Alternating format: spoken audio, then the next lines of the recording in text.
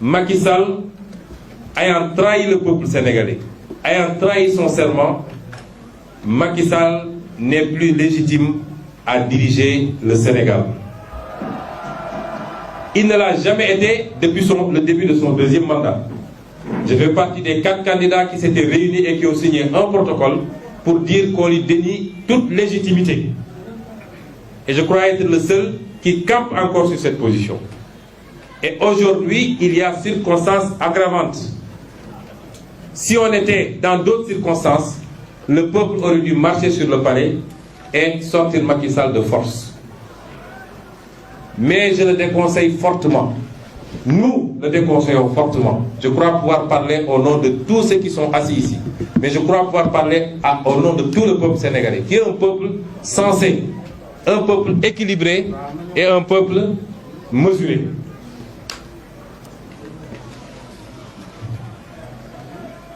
Si Macky Sall tire les conséquences de son échec, parce qu'aujourd'hui il est seul bunkérisé dans son palais face à 16 millions de Sénégalais, et n'eût été les forces de l'ordre qui font tampon, et même l'armée maintenant, je crois que la messe aurait été dite depuis longtemps.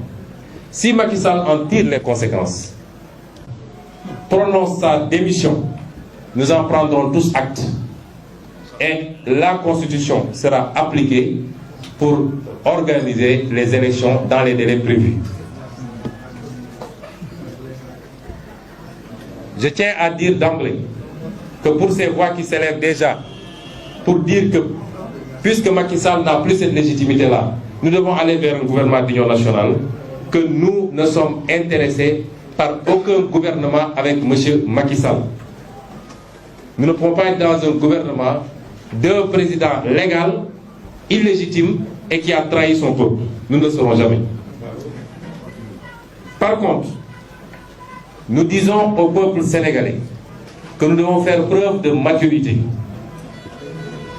Beaucoup de révolutions se sont tenues en Afrique ces dernières années. Mais au finish, l'aboutissement n'a pas été ce que le peuple attendait.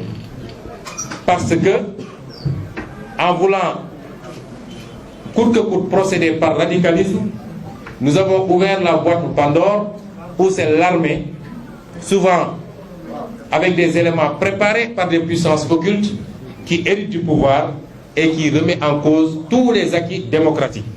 Et nous voyons ce qui se passe dans un pays voisin où le peuple a mené toute sa révolution au point de faire tomber le président, et l'armée est intervenue, a été acclamée par le peuple, mais nous voyons ce qui s'en est suivi.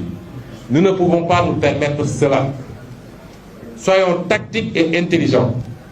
La révolution est déjà lancée, rien ni personne ne peut l'arrêter. Aucune puissance interne ou externe ne peut plus l'arrêter.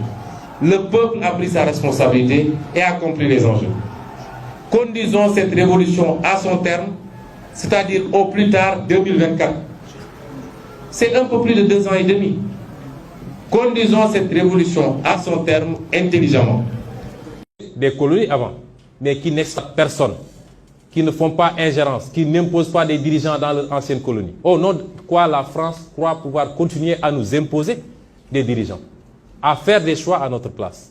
Cela doit cesser, et l'Afrique nouvelle, la jeunesse africaine, les élites africaines, la diaspora africaine dit non, ça ne peut pas continuer. L'hypocrisie de cette France se vit et s'exprime tous les jours. Prenons exemple du cas du Mali et du Tchad. Au Tchad, où le processus constitutionnel a été interrompu, la France a applaudi et son président est allé consacrer le nouveau roi. Au Mali, où ce n'est pas le processus constitutionnel qui a été interrompu, mais le processus de transition, la France a condamné et même a pris ses clics et ses claques pour dire qu'elle quitte le Mali. Ça, c'est de l'hypocrisie. C'est le 2 poids, 2 mesures. C'est le double langage que la France tient en Afrique. Quand on a interrogé M. Jean-Yves Le Drian sur la situation en Côte d'Ivoire, pourquoi la France a laissé faire un 3e mandat, il a dit simplement pourquoi il l'a accepté pour Ouattara et pourquoi elle refuse pour la la Biélorussie, puisque la France a condamné en Biélorussie, a même poussé l'Union européenne à condamner. M. Le Drian répond en disant que c'est parce qu'en Biélorussie, il y a eu des millions de personnes qui sont sorties dans les rues et que ce n'était pas le cas en Côte d'Ivoire. Voilà comment la France traite les questions africaines. Personnellement, nous n'attendons absolument rien de la France. Nous voulons qu'elle cesse de s'ingérer dans nos affaires. Que le peuple sénégalais puisse avoir le droit de choisir librement. Et non pas parce que la France a choisi un candidat, avec les méthodes qu'on connaît. On commence par cibler les gens, on les décore dans des légions d'honneur ou dans je ne sais quel autre grade, chevalier de je ne sais quoi. On les inscrit dans des loges maçonniques et on leur dit préparez-vous, ce sera vous après. Même l'hypothèse où Macky Sall ne pourrait pas passer, nous savons qui est en train d'être préparé par la France. Cela doit cesser, ça ne se passera plus comme ça. Que l'on soit bien clair, nous n'avons rien contre le peuple français. Et en France même, des voix politiques et citoyennes se lèvent pour tenir le même discours que celui que je suis en train de vous tenir. Les députés, par exemple, Madame Frédérique Dumas, qui intervient régulièrement sur la tribune de l'Assemblée, qui écrit régulièrement au ministre des Affaires étrangères, puisqu'elle est membre de la Commission des Affaires étrangères, pour soulever ce comportement injuste de la France vis-à-vis de l'Afrique, tient le même discours que nous. Messieurs Jean-Luc Mélenchon, Jean-Paul Lecoq, André Chassaigne, tous députés, tiennent le même discours que nous. Et des centaines d'autres voix. L'ONG Survie, comme d'autres ONG, font un travail extraordinaire dans le même sens. Nous disons à la France d'écouter ces voix qui lui parlent de notre schéma, d'une autre collaboration entre l'Afrique et la France. Beaucoup plus juste, beaucoup plus équitable, mais beaucoup plus durable. Si elle sait l'écouter, je crois que nous aurons de beaux jours devant nous dans le cadre de la collaboration. S'il ne sait pas l'écouter, pensant pouvoir continuer à fonctionner comme du temps de nos grands-papas, cette jeunesse africaine ne l'accepte plus. Il faut que la France se prépare à une rupture définitive et à quitter l'Afrique. Parce que l'Afrique appartient aux Africains, elle n'appartient pas à la France.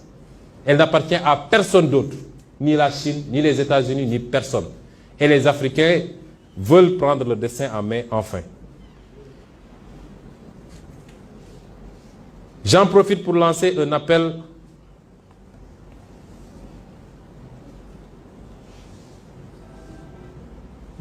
pour poser un certain nombre de questions d'ailleurs au président Macky Sall, puisqu'on nous parle de terrorisme à longueur de journée. Qu'est-il advenu des prisonniers de Guantanamo qu'il avait fait transférer au Sénégal pour une raison que personne ne connaît? Nous n'avons aucun rapport avec ces gens-là. Nous ne sommes pas mêlés ni de près ni de loin à ces questions de terrorisme. Pourquoi a-t-il fait transférer ces prisonniers et que sont devenus ces prisonniers? Que deviennent ces dizaines de criminels? Je parle de crimes de sang, qu'il fait libérer à l'occasion de chaque fête profitant des grâces présidentielles et qui seraient recyclés dans des entreprises pour préparer des attaques ou des expéditions contre les opposants à son régime. Et l'exemple de ces nervis ne rassure pas. Mais la question également qu'il faut se poser, c'est quels sont les objectifs visés par tout ça? Les objectifs visés, c'est de perpétuer un système unique, un système contre le peuple sénégalais, qui dure depuis 60 ans ou même plus, qui dure, j'allais dire même depuis l'esclavage jusqu'à la colonisation. L'objectif, c'est d'imposer un troisième mandat par tous les moyens possibles. S'il faut passer par des cadavres, il passera par des cadavres. L'objectif, c'est de museler l'opposition. Toute opposition, citoyenne comme politique. L'objectif, c'est de classer des partis politiques dans le registre de partis terroristes pour pouvoir les dissoudre et emprisonner leurs leaders. Désigner tous ceux qui se battent pour des causes considérées comme contraires aux valeurs qu'on veut nous imposer, les désigner comme des terroristes ou appartenant à des organisations terroristes. Je veux dire par là que si, par exemple, dans le cadre de la lutte contre l'homosexualité au Sénégal, des Sénégalais se constituent pour dire nous ne sommes pas d'accord, et que cela va